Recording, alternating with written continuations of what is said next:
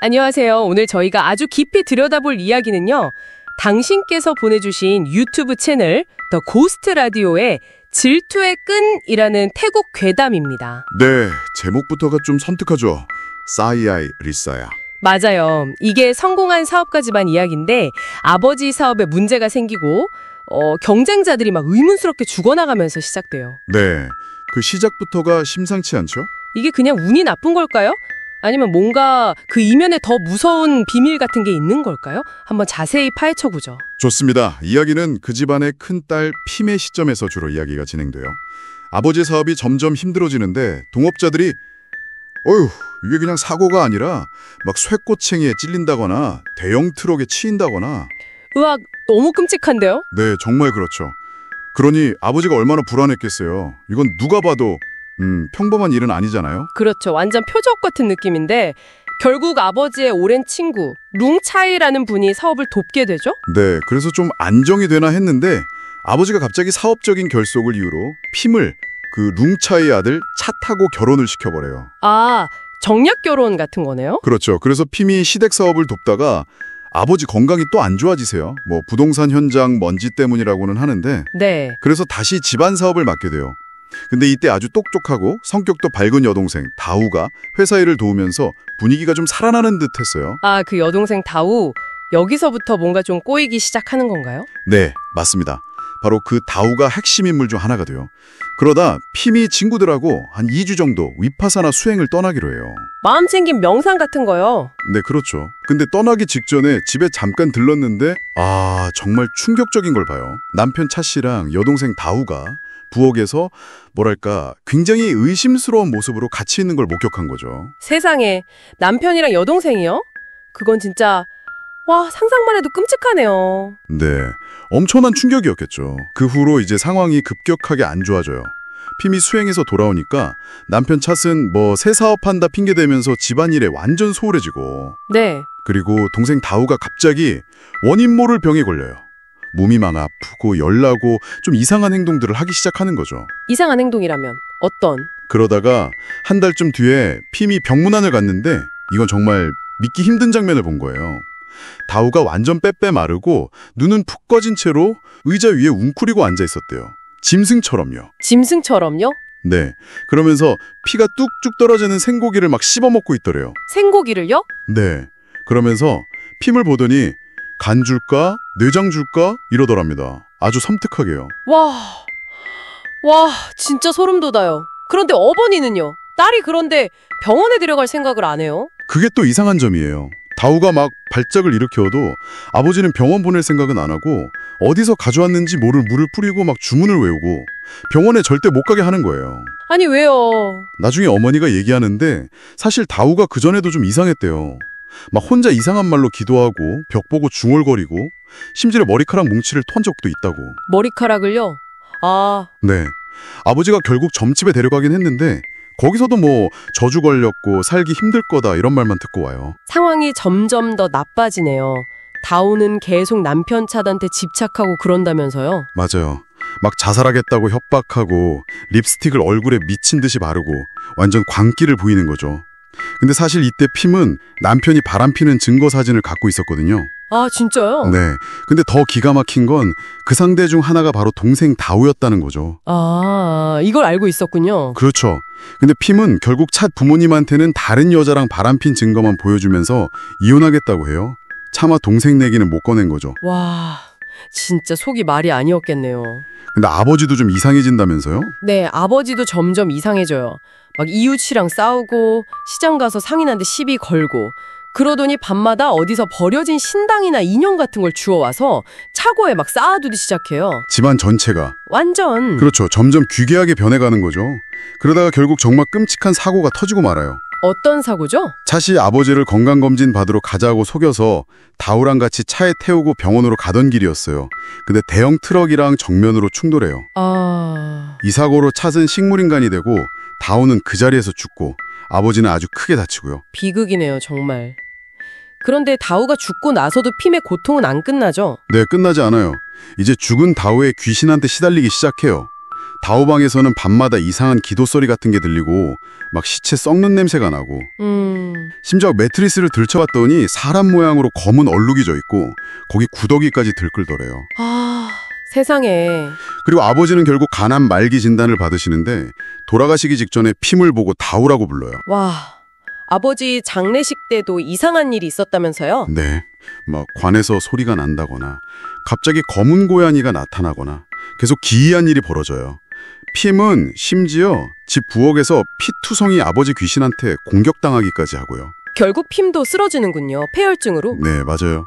핌마저 쓰러지니까 그제서야 어머니가 충격적인 사실을 털어놓죠. 그게 바로 아버지의 흑마술 이야기죠. 그렇습니다. 사실 과거에 아버지가 사업 경쟁자들을 제거하려고 흑마술, 태국어로는 쿤사이라고 하는데 그걸 썼다는 거예요. 가족 잘 살게 하려고 죄 짓는 거라고 했다는데 결국 그 업보가 딸들한테 돌아온 거 아니냐고요. 아, 그런데 이게 끝이 아니었다는 거잖아요. 진짜 반전. 네, 이게 진짜 소름 돋는 부분인데 어머니가 마지막으로 무당이라도 찾아가 보자고 해요. 근데 핌이 거절해요. 그러면서 고백을 하죠. 어떤 고백이요? 자기가 직접 아버지랑 다오한테 흑마술을 걸었다고요. 네, 핌이요? 네. 예전에 아버지가 흑마술을 하는 걸 어깨너머로 보고 도와준 적도 있었나 봐요. 그 경험으로 자기를 배신하고 그렇게 상처 준 아버지랑 동생한테 똑같이 복수하려고 했다는 거죠. 아, 그럼 경쟁자들 죽은 것도 혹시? 거기까진 정확히 안 나오지만 적어도 아버지와 다우에게는 핌이 직접 저주를 건 게 맞아요. 근데 그 저주를 자기가 건 거면서도 멈출 수가 없게 된 거예요. 결국 자기가 판 무덤에 자기가 빠진 셈이네요. 그렇죠. 지금 핌이 겪는 그 모든 끔찍한 고통, 환영, 전부 자기가 만든 업보였던 거죠. 그래서 지금 핌은 침대에서 일어나지도 못하고 어머니 간호받으면서 매일 밤 꿈에 다우 귀신이 나타나서 속삭인대요. 넌 절대 못 나. 죽게 두지도 않을 거야. 라고요. 웜의 이 질투의 끈 이야기. 질투랑 복수심이 정말 한 가족을 통째로 어떻게 파멸시키는지, 또 그 흑마술이라는 선택이 얼마나 끔찍한 결과를 가져오는지 정말 처절하게 보여주는 것 같아요. 특히 저는 그 가해자가 된 피해자라는 점이 제일 무서운 것 같아요. 핌이 겪은 배신감이나 고통이 얼마나 깊었으면 자기가 그토록 증오했을 아버지랑 똑같은 파괴적인 방법을 쓰게 됐을까? 그 흑마술이라는 도구 자체가 대물림된 것 같은 느낌이잖아요. 그러게요. 복수심이 사람을 그렇게까지 만들 수 있다는 게 또 한편으로는 그 모든 걸 지켜본 어머니는 어땠을까 싶기도 해요. 침묵하고 그냥 보고만 있는 게 그게 최선이었을까? 어쩌면 가족끼리 좀 더 대화가 있었더라면 이 비극이 좀 달라졌을 수도 있지 않았을까? 뭐 이런 생각도 들고요. 네, 충분히 그럴 수 있죠. 마지막으로 당신께 한번 여쭤보고 싶어요. 만약 당신이 핌처럼 정말 믿었던 사람들한테 그런 깊은 배신을 당하고 너무 고통스럽다면 어떤 선택을 하셨을 것 같으세요? 복수라는 게 결국은 자기 자신을 묶는 덫이 될 수도 있다는 거 오늘 이야기의 교훈을 다시 한번 생각해 보시면 좋겠습니다. 여기서 마무리하죠. 안녕하세요.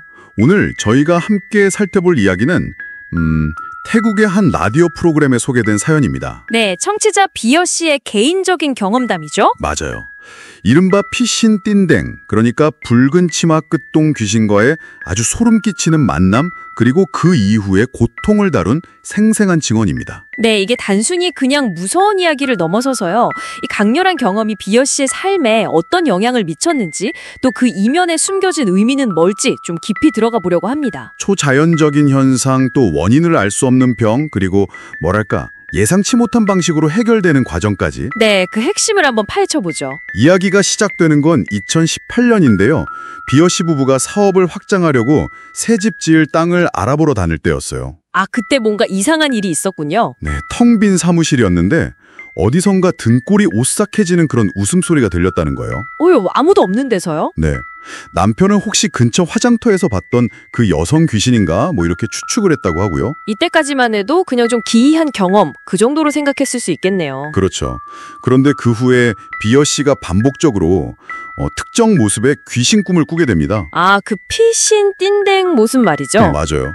땅에 끌릴 것처럼 머리가 길고 손으로 짠 것 같은 검은 상의에다가 그 위는 검고 아래 끝동만 붉은색인 낡은 치마. 네, 그게 바로 신딘댕 차림이죠. 태국 설화 같은 데서 특정 여성 귀신을 묘사할 때 종종 등장하는 복장이기도 하고요. 비어 씨는 처음엔 못 꾸미니까 하고 대수롭지 않게 넘겼는데 사실은 남편이 이미 6개월 동안 밤낮으로 그 존재한테 시달리고 있었다는 거예요.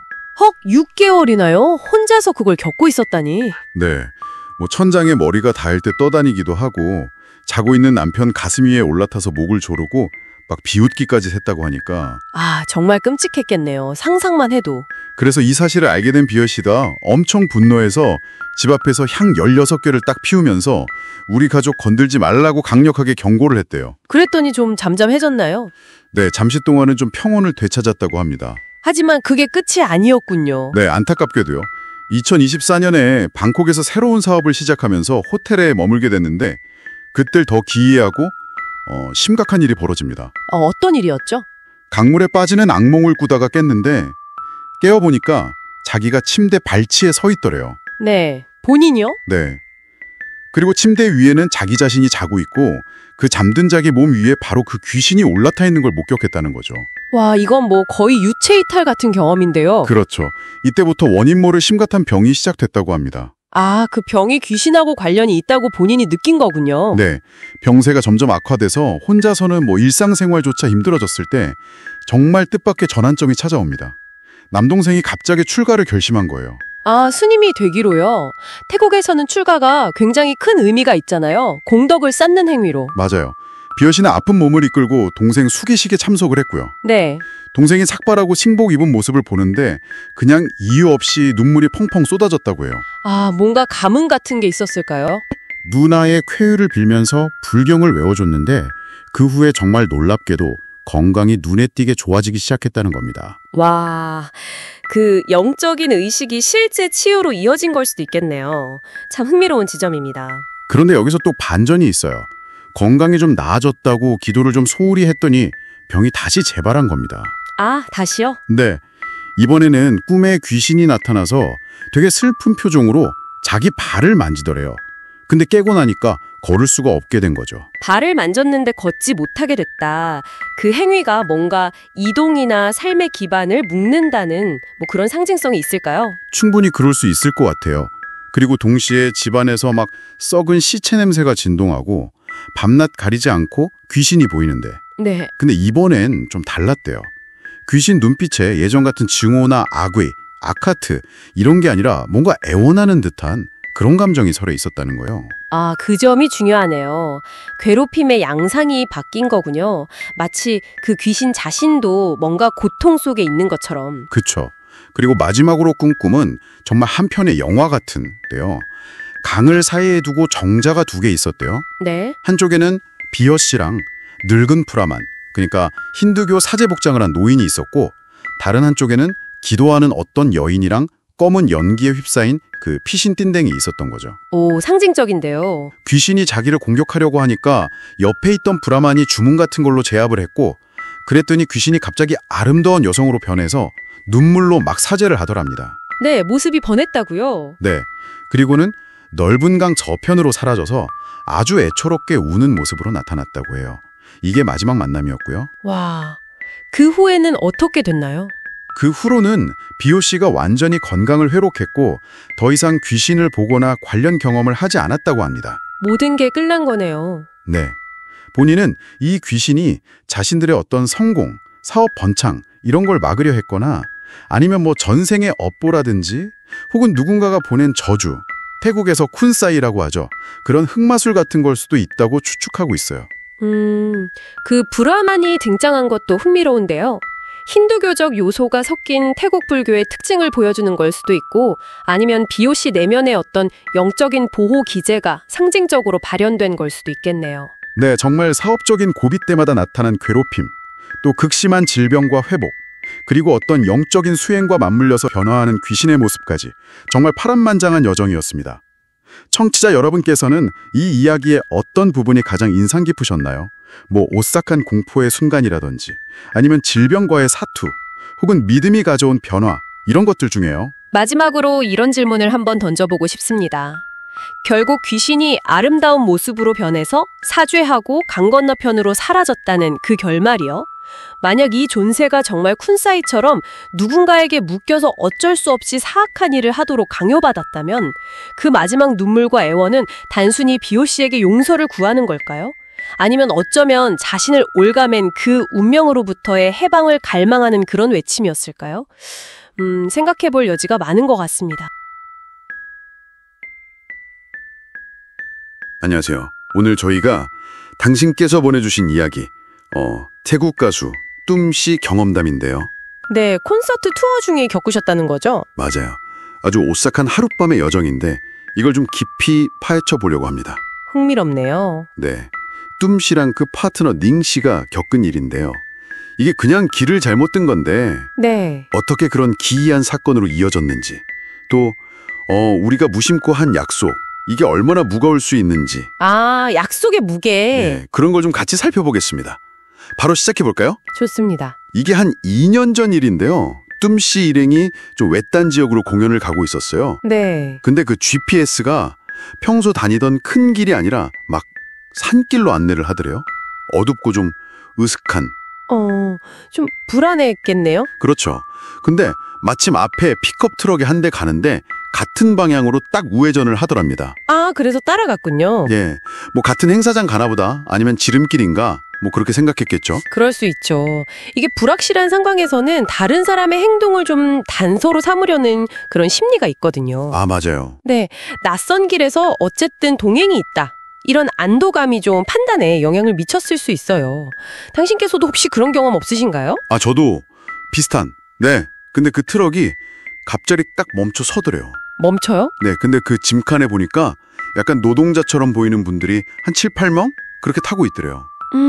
그래서 그냥 뭐 추월해서 계속 갔는데 GPS가 또 이번엔 막 포장도 안 된 외땡길로 좌회전을 하라고? 아니, 계속 이상한 길로만. 네, 이건 진짜 뭔가 잘못됐다 싶어서 막 힘들게 차를 돌리려고 하는데 네. 그때 근처에 사시는 할머니 한 분이 나타나서 아유, 원래 가려던 길은 우회전하지 말고 직진했어야 한다고. 아, 알려주셨군요. 네, 그래서 다시 큰 길로 막 나오는데 아까 그 픽업 트럭에 탔던 사람들이랑 비슷한 옷차림의 사람들이에요. 한 7, 8명. 네, 또요? 네, 길가에서 고개를 푹 숙이고 걸어오더래요. 근데 이상한 게 차가 이렇게 지나가는데 아무도 안 쳐다보더랍니다. 전혀요. 그건 좀 이상하네요. 그렇죠. 그 후로는 갑자기 차가 확 무겁게 느껴지고, 무겁게요. 네, 그리고 차 안에서 막 그 오래된 소변 냄새 같은 역한 냄새가 확 나더래요. 아이고. 냄새는 금방 사라졌는데 그 차가 무거운 느낌은 계속 갔다고 하고요. 이런 낯선 환경에서 좀 기묘한 걸 목격하면 특히 그 사람들이 우리를 전혀 인지하지 못했다. 이런 느낌이 있잖아요. 네네. 이게 심리적인 불안감이랑 합쳐지면서 상황이 더 비현실적으로 느껴질 수 있거든요. 뭐 피로나 스트레스가 감각에 영향을 줬을 가능성도 있고요. 아, 그럴 수도 있겠네요.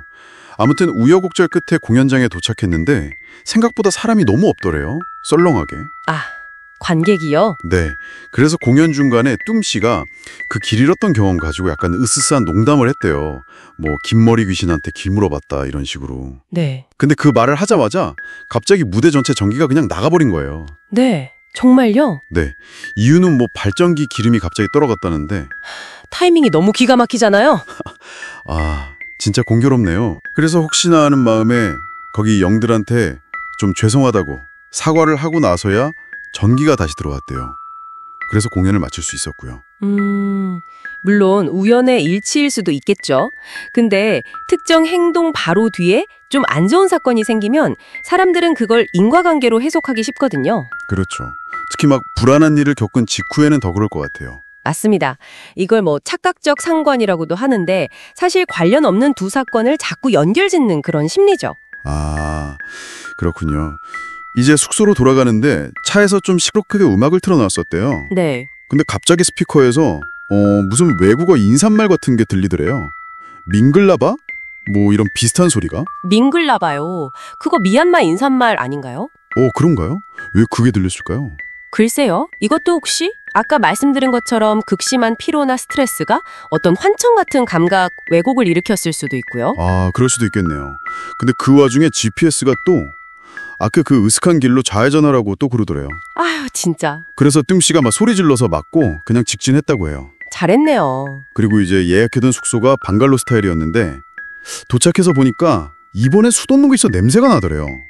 피비린내 같기도 하고 녹신 냄새 같기도 하고 아주 심하게. 물에서요? 네. 그리고 밤에는 누가 문손잡이를 막 덜컥거리는 소리가 들리고 아이고. 침대에 누워있는데 등 뒤 매트리스가 푹 꺼지는 느낌. 마치 누가 옆에 앉은 것처럼요.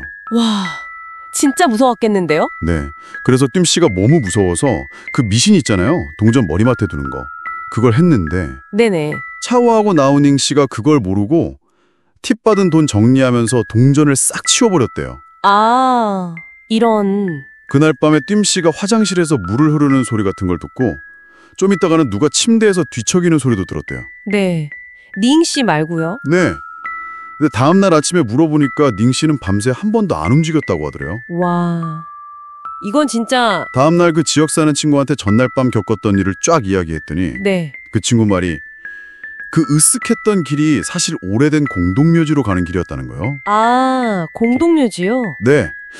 그리고 다음 공연 때문에 다른 지역으로 이동해서 새 숙소를 찾는데 몇 시간을 헤맨 끝에 겨우 모텔을 하나 찾았어요. 네. 근데 그 모텔 여주인이 분명히 둘이 갔는데 자꾸 3명이라고 방 2개를 주냐고 하더래요. 네, 2명인데 3명이라고요? 네, 계속 그러더래요. 그리고 그날 밤 모텔 방에서는 과자 봉지 뜯는 소리 같은 거 있잖아요. 바스락거리는 소리. 네네.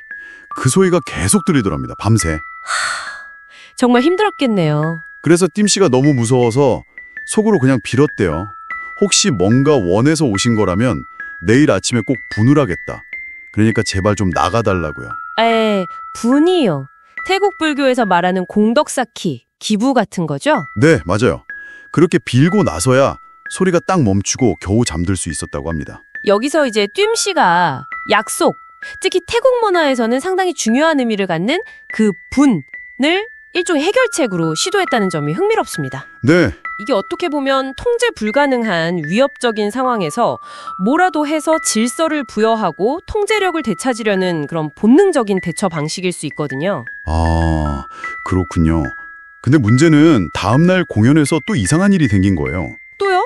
네, 관객들이 팁을 주는데 닝 씨한테만 주고 둠 씨는 그냥 이상하게 쳐다만 보더래요. 아니, 왜요? 모르겠어요. 공연 끝나고 어떤 남자가 다가와서 진짜 충격적인 말을 했대요. 뭐라고요? 무대 위에서 본 둠 씨 얼굴이 마치 물에 불어터진 시체 같았다고요. 네. 시체요? 네. 그러면서 당신한테 지금 귀신이 따라붙은 것 같다. 혹시 지키지 않은 약속 같은 거 있으면 빨리 이행하라고 그렇게 조언을 하더랍니다. 아, 약속? 그 말을 듣고 둠 씨가 딱 깨달은 거죠. 어젯밤 잠들기 전에 내일 아침 바로 분을 하겠다고 분명히 약속을 했는데 네. 너무 바쁘고 정신없어서 그걸 까맣게 잊고 있었던 거예요. 아, 그래서 그 남자 눈에는 그렇게 보였던 걸까요? 글쎄요. 아무튼 그 말을 듣자마자 바로 근처 사원으로 달려가서 공양 올리고 스님한테 정화의식 같은 걸 받았다고 해요. 네. 그때 스님이 이런 조언을 해주셨대요. 지키지 못할 약속은 함부로 하지 마시오. 기다리는 존재와 말하는 사람의 시간은 다르게 흐릅니다. 아, 의미심장하네요. 시간은 다르게 흐른다? 네. 그 후로 둠 씨는 꾸준히 분을 실천했고 다행히 더 이상 그런 기이한 일은 겪지 않았다고 합니다. 다행이네요, 정말. 네. 당신께서 보내주신 이 이야기 참 낯선 곳에서의 어떤 불안감, 또 우연, 그리고 어쩌면 정말 설명하기 어려운 현상들이 막 겹쳐서 만들어진 경험 같아요. 그렇습니다. 특히 그 스님의 마지막 말처럼 우리가 그냥 무심코 뱉은 약속이나 말이 생각보다 큰 무게를 가질 수도 있겠다. 뭐 이런 생각을 다시 하게 되네요. 맞아요.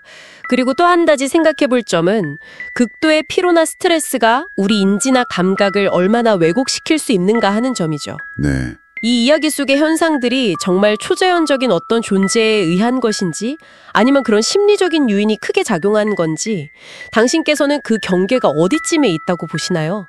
글쎄요. 참 어려운 질문이네요. 혹시 당신께서도 지키지 못한 약속 때문에 계속 마음이 쓰였던 적 있으신가요? 아니면 오늘 이야기처럼 뭔가 설명하긴 좀 어렵지만 기묘했던 경험, 그런 게 있으시다면 그 배경엔 또 무엇이 있었을지 잠시 떠올려보는 것도 좋을 것 같습니다. 네, 한번 생각해 볼 만한 질문이네요. 다음에 저희는 더 흥미로운 탐구로 다시 찾아뵙겠습니다.